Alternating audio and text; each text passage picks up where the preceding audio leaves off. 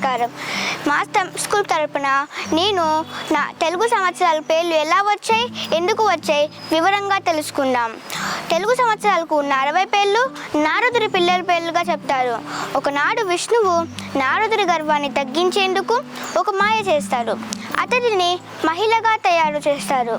ఈ స్త్రీ రూపంలో ఉన్న నారదుడు ఒక రాజుని పెళ్లి చేసుకొని 60 మంది పిల్లలకు జన్మనిచ్చారు. అయితే 60 మంది పిల్లలు ఒక యుద్ధంలో చనిపోతారు. తరువాత విష్ణువు నారదుడి మాయను తొలగించి నీ పుత్రులు తెలుగు సంవత్సరాలుగా వర్ధిల్లుతారని వరమిచ్చారని పురాణాల ప్రకారం చెప్తారు. అలా నారదుడి 60 మంది పిల్లల పేర్లు తెలుగు సంవత్సరాలుగా మనం ఈనాటికి పిలుస్తున్నాం. తెలుగు సంవత్సరాలు ఒక్కొక్కడానికి ఒక్కొక్క అర్థం ఉంటుంది. ఆ సంవత్సరం దాని ప్రకారమే కొనసాగుతుంది. ఇప్పుడు మనం 60 పేర్లు మరియు వాటి అర్థం తెలుసుకుందాం. తెలుగు సంవత్సరాల్లో మొదటిది ప్రభవ, యజ్ఞాలు అధికంగా జరుగుతాయి. రెండోది విభవ, ప్రజలు సుఖంగా జీవిస్తారు. మూడోది శుక్ల, సమృద్ధిగా పంటలు పండాలని కోరుకుంటారు. నాలుగోది ప్రమోద్యుత, అంటే అందరికీ ఆనందాన్ని ఇస్తోంది. ఐదోది ప్రజోత్పత్తి, అన్నిటిలోనూ అభివృద్ధి కలుగుతుంది. ఆరోది ఆంగిరస, భోగాలు కలుగుతాయి. ఏడోది శ్రీముఖ, వనరులు సమృద్ధిగా ఉంటారు. ఎనిమిదోది భవ, ఉన్నత భావాలు కలిగి ఉంటాయి. తొమ్మిదోది యువ, వర్షాలు కురిపించి పంటలు చేతికి అందుతాయి. పదోది దాత, అనారోగ్య సమస్యలు తగ్గుతాయి.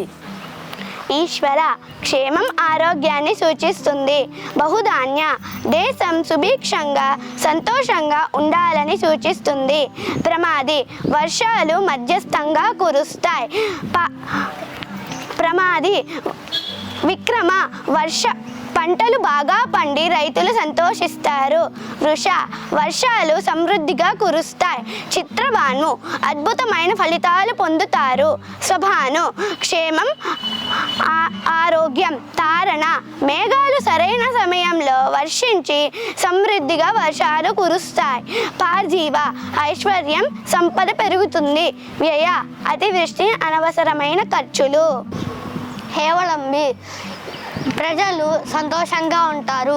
విలంబి అనగా ప్రజలు సుభిక్షంగా ఉంటారు.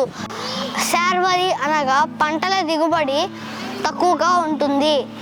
ప్లవ అనగా నీరు సమృద్ధిగా ఉంటుంది. శుభకృత అనగా శుభాలు కలిగిస్తుంది. శోభకృత అనగా లాభాలు ఇస్తుంది.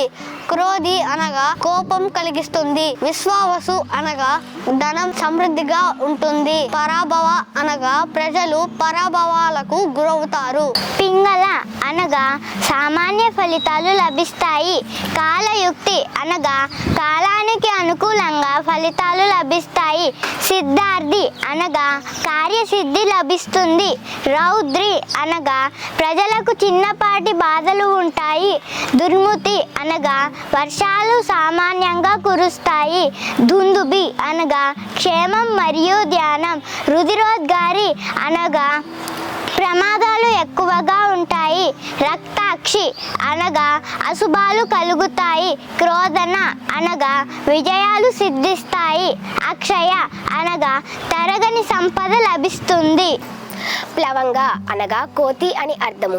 కీలిక అనగా ముఖ్యమైన వాడు అని అర్థము. సౌమ్య అనగా చంద్రుని వలె అందమైన వాడు అని అర్థము. సాధారణ అనగా సామాన్యుడు అని అర్థము. విరోధికృతు అనగా ద్వేషించు స్వభావం కలవాడు అని అర్థము. పరిదావి అనగా గుండ్రంగా పరిగెత్తుట అని అర్థము. ప్రమాదీచ అనగా అజాగ్రత్తగా ఉండువాడు అని అర్థము. ఆనంద అనగా ఆనందంగా ఉండువాడు అని అర్థము. రాక్షస అనగా అసూరు స్వభావం కలవాడు అని అర్థము. నల అనగా తామర పువ్వు అని అర్థము.